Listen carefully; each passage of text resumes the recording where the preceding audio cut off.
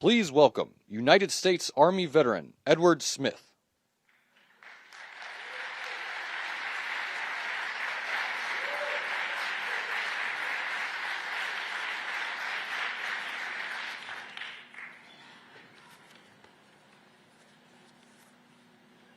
Good afternoon, everyone. My name is Edward Smith. I am a retired Army Sergeant First Class, born in Tar Heel, North Carolina. I live in Tar Heel with my wife and two children, Elwana and Dominique, 5 grandchildren who live in Tar Heel too. I am proud to serve my country for 22 years, and today I'm proud to leave a family of service. My son, Elwana, also served in the Army before coming back to Tar Heel. Before we got high-speed internet, I was doing a lot of paperwork to receive my VA benefits through the mail or by driving to the library. During the pandemic, my grandkids were doing a lot of their schoolwork online, and the service we had at that time was very slow. Thanks to President Biden, and with support from the state, my family and my neighbors are now connected to high-speed internet.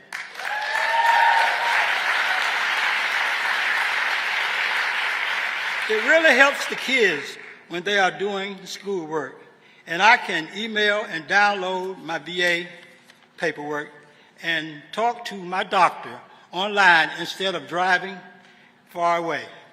Our church is even connected now to the internet. And the members that cannot come to church for some reason at all, they can look at the service online, which is great. I'm grateful for President Biden's investment in high-speed internet have made things better for my family and my community. And by the way, if I can mention another issue, President Biden has also helped my neighbors with diabetes with affordable insulin and capping the insulin at $35 a month, which is a huge help for people that's on insulin. President Biden is helping every small town across America get connected to high-speed internet. And now, without delay, now I would like to introduce you to President Joe Biden. And in closing, I would like to say 4 more years.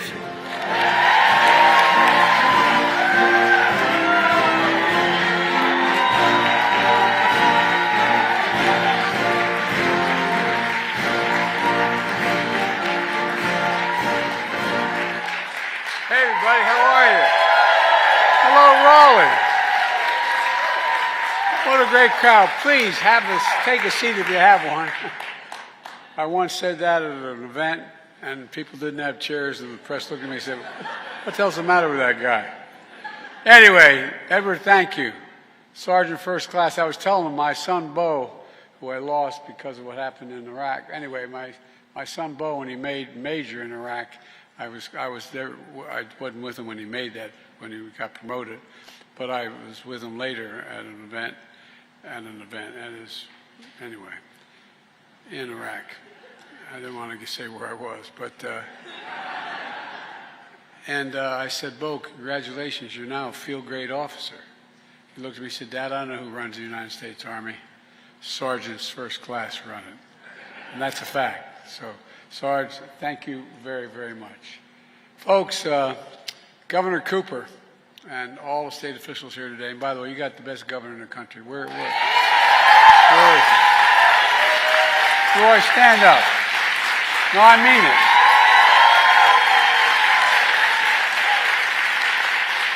it. You know what I love about him most?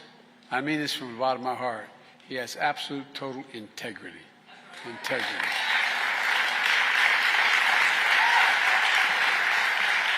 Thanks for the welcome back to North Carolina, Gov. I appreciate it very much. I also want to mention Congressman Deborah Ross. Where's Deborah? I just had my picture taken with her. That's probably why she left. No, all kidding aside. Anyway, oh, she couldn't be here, actually. That's not true. I got it mixed up. And she has, she fights very hard for the people of this district, and she's up in Washington right now. And folks, I'm here today to talk about something that doesn't get enough attention, and that's the progress we're making to invest in America, all of America. You know, there's a law written back in the 30s that says when the Congress passes a bill that has money in it to be spent to build something in America, whether it's an aircraft carrier or it's a highway or whatever it happens to be, that the president should use American workers and American products. For the longest time, Democrats and Republican presidents didn't abide by that very much. But I do, because I want to make sure that we're making it in America, building in America with American products, and that's why we've created 14 million new jobs. Folks, bringing opportunity and hope to people and communities across this country. Let me give you one example of bringing high-speed internet to every person in America. Nearly a century ago, Franklin Delano Roosevelt signed the Rural Electrification Act, bringing electricity to every home and farm in America, because it was in cities, but it wasn't in a lot of rural areas. Because electricity had become an essential part of modern life. So he wanted sure everyone had access to it. He was determined that no American should be left behind, no matter where they lived, whether in a big city or a rural area. Well, I tell you what, I made the same determination about our time, affordable, high-speed internet. It really is critical. It's just as essential today as electricity was a century ago. Who remembers, during the pandemic when schools were shut down, and the Sergeant First Class mentioned it, kids weren't able to attend school, so they go online. How many of you spent time in McDonald's parking lots tapping into their internet so you could do the homework with your kid? Look, think of all the workers who need internet to do their jobs when they're working from home. So many are working from home, have to work. Small businesses need internet to reach more customers here at home and literally around the world. And our seniors are needed in connection with their doctors through telemedicine because they can't make it to the doctors in person. High-speed internet isn't a luxury anymore. It's an absolute necessity. It's an absolute, no, it really is. And yet, when I became president, around 24 million Americans didn't have access to affordable high-speed internet. And for millions more, their internet connection was limited or unreliable. That's why, as soon as I came into office, I took action with what we call the American Rescue Plan. And it included more than $25 billion to invest in affordable internet, high-speed internet all across America. A few months later, I signed a piece of legislation which many people didn't think we could get done, the Bipartisan Infrastructure Law. A once-in-a-generation investment to rebuild America's infrastructure, our roads, our bridges, our railroads, our high-speed internet, all of it paid for. And look, our goal is to connect everyone in America to affordable, reliable, high-speed internet by the year 2030, everyone in America. Just like Franklin Roosevelt did a generation ago with electricity. I promised to be a president for all America, whether you voted for me or not. These investments help all Americans in red states and blue states as well. We're not leaving anybody behind. Look around North Carolina, and with the leadership of Governor Cooper, with the partnership of your governor, we've invested more than $3 billion to expand high-speed internet in every county across this state. $3 billion.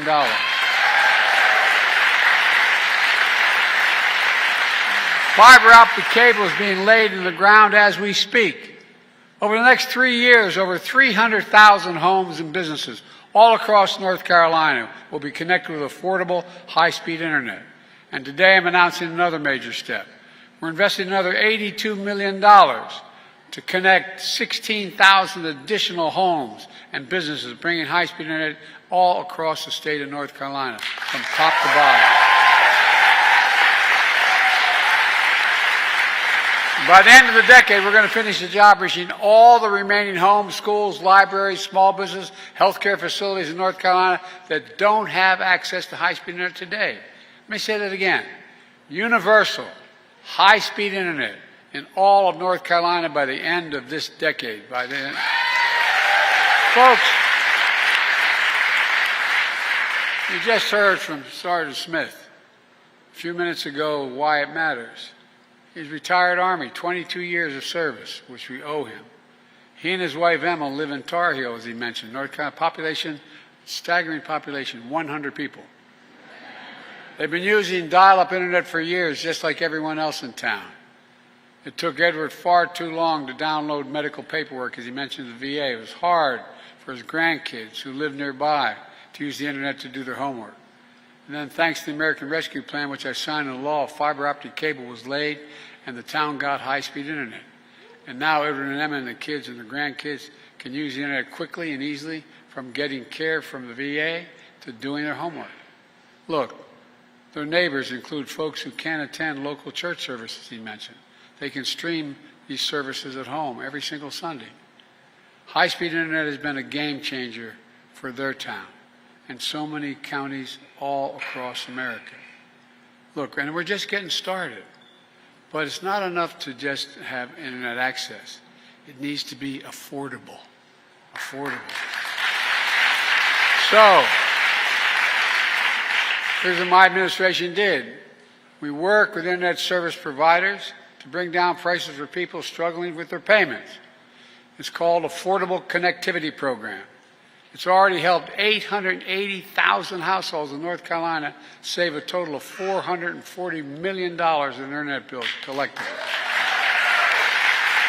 That's about 1 in 5 families across the state are saving $30 a month for the internet bills, and some save a lot more. That savings matters in homes like the one I grew up in.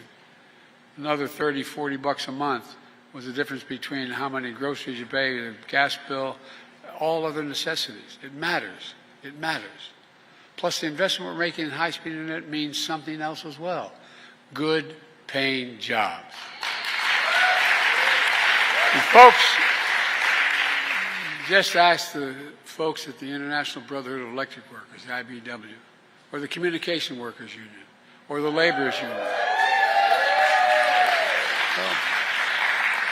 We're putting thousands of people to work laying fiber optic cable all across America. And that cable will be made in America, put in by Americans. Even better, a lot of that cable will be made in North Carolina. Two American companies, CommScope and Corning, are investing more than $550 million to manufacture fiber optic cable, creating around 650 good-paying jobs in Hickory, North Carolina. A single starter. And there are going to be more. Already, 40% of all the fiber cable, optic cable in America is being manufactured in Hickory. And no, that number is going to continue to grow. Jobs are going to grow. And when jobs grow, everything grows. Everything grows. Everything in the community grows. All told, during my presidency, we've invested, and I know it's going to sound like not much to you all, but $11 billion in North Carolina. $11 billion in infrastructure, clean energy, everything from high-speed internet to clean water, new roads and bridges. For example, we're investing $1 billion, $1 billion, in a new rail line connecting Raleigh and Richmond, Virginia. Not only creating a whole hell of a lot of jobs, but it's going to take a lot of vehicles off the road. It's going to help with pollution. And guess what? It's going to cut the time. Well, let me give you an idea. Right now, the trip takes about 3 hours by train. With the new rail line, it's going to take you 2 hours. Think what that will mean to people traveling to work and visiting families. Think what it means in the reduction of highway bills. We're also investing $110 million to replace the Alligator River Bridge. Look, that bridge is a major hurricane evacuation route for the Outer Banks. So it's high time it get replaced because it's in trouble. The bridge now is far too low for boat traffic, which means cars have to stop and wait, sometimes several times a day, for the bridge to swing open so boats can pass underneath. Because the bridge mechanism is 60 years old, sometimes when it swings open it can't close, which stops cars and traffic for hours and sometimes days. Now we're building a new, higher bridge that boats can easily pass under it, will be wider and more accessible to more cars to travel across every single day, saving time and saving money. Folks, what we're doing here in North Carolina is just one piece of a much bigger story. To date, 40,000 infrastructure projects have been announced across this nation. Since I've been to office, we've created 14 million new jobs. 440 new jobs in North Carolina alone just since I came back. That's because of this guy right here. Nearly 800,000 manufacturing jobs nationwide. Unemployment has been below 4% for the longest stretch in American history in the last 50 years. And here in North Carolina, unemployment is even lower. It's 3.5%. And the stats coming out today show that seeking unemployment insurance has even gone down. Fewer people are needing help. That's lower than it was in every single month under the last president. Wages are up. Household wealth is up. Not only for middle-class Americans, for Latinos, for black Americans, for minorities. Costs are still too high, but inflation continues to fall, and mortgage rates are falling, and they're going to fall more. Last week we learned that America filed 16 million in America, 16 million new applications for businesses, for a new business since I became president. Folks, that's a record. Every single one of those new small businesses is an act of hope, an act of hope. It generates progress. People are beginning to have, and if you look at the consumer confidence, it's way up. 64%, I think it maybe 62%. Americans think their personal circumstance is good and it's getting better. Meanwhile, thanks to the Invest in America agenda, private companies have invested over $640 billion, let me say it again, $640 billion in advanced manufacturing here in America. And by the way, you know, we invented that little computer chip which everything from your cell phone to your automobile needs.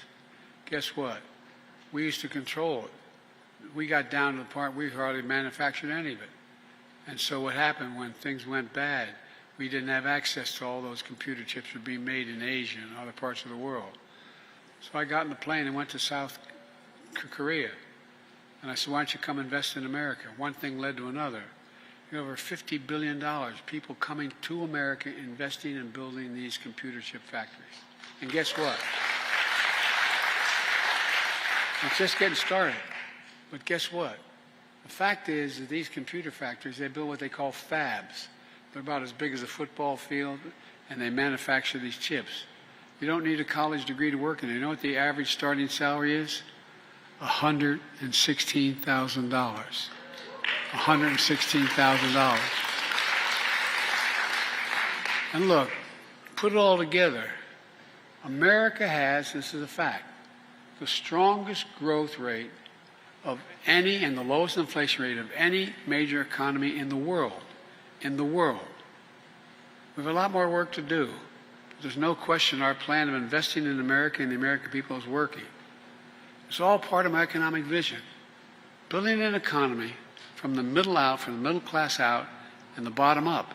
That way the poor have a shot, middle class does well, and wealthy still do well. Well, they got to start paying their taxes.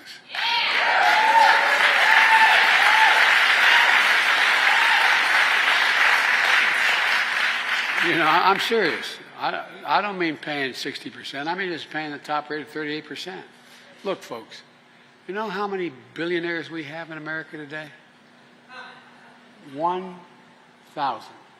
You know what their average rate, tax rate, federal tax rate is? Let's see, walk away from this. Federal tax rate is 8.5%. Raise your hand if you'd trade your tax rate for 8.5%. I mean, serious, think about this. There'd be $40 billion raised if they just paid 38%, if they even paid 25%.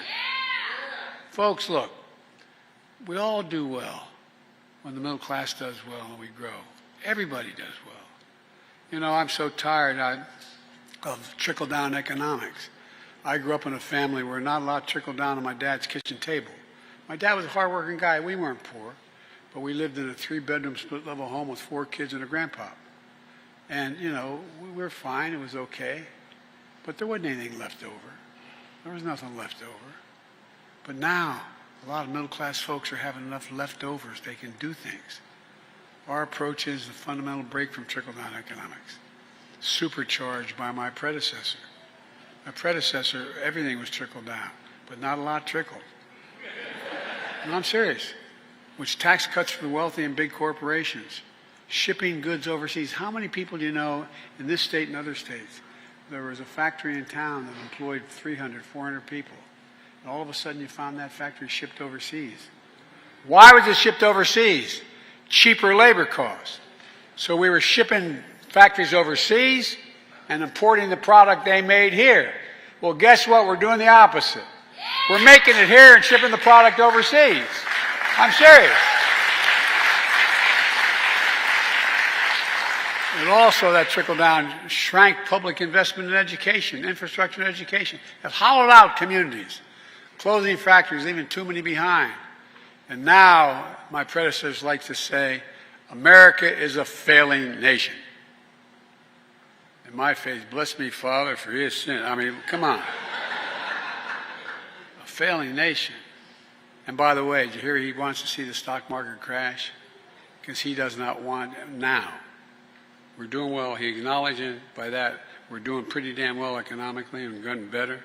He wants to see the stock market crash. You know why? He doesn't want to be the next Herbert Hoover. As I told him, he's already Hoover. He's the only president to be president for 4 years and lose jobs, not gain any jobs. Come on, man.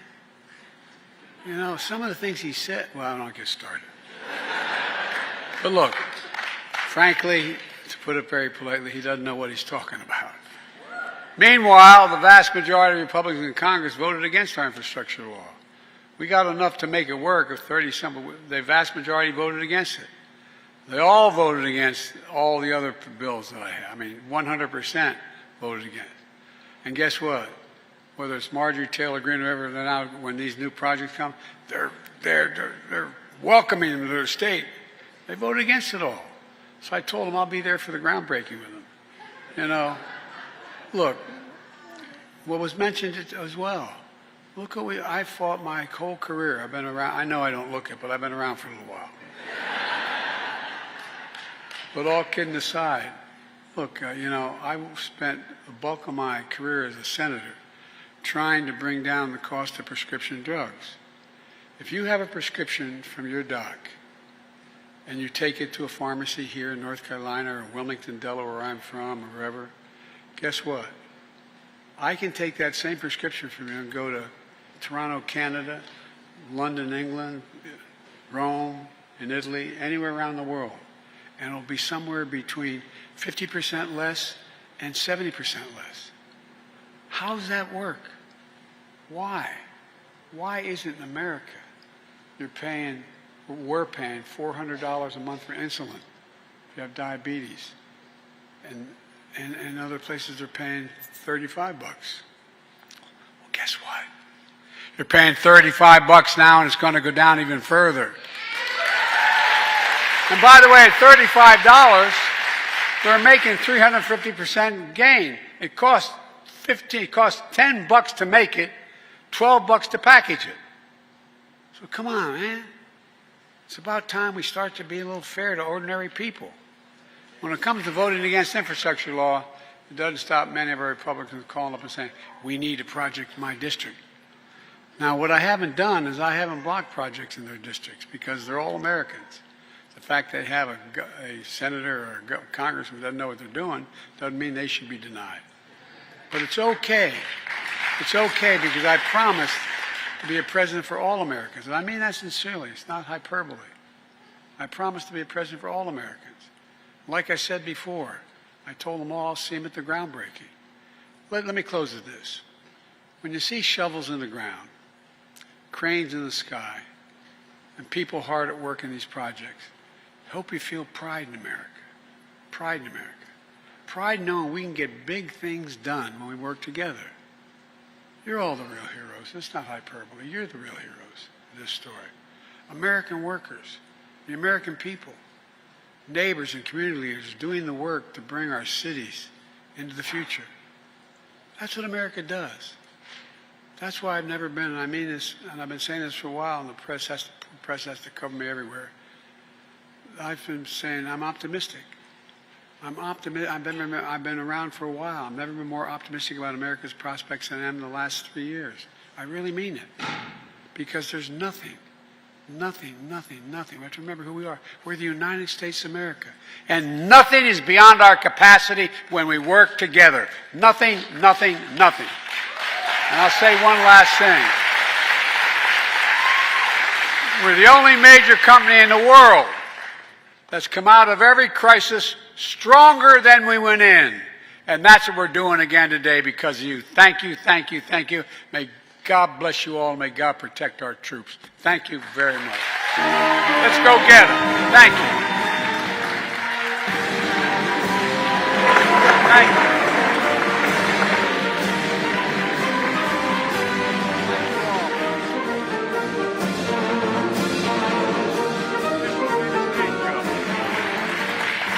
Thank you.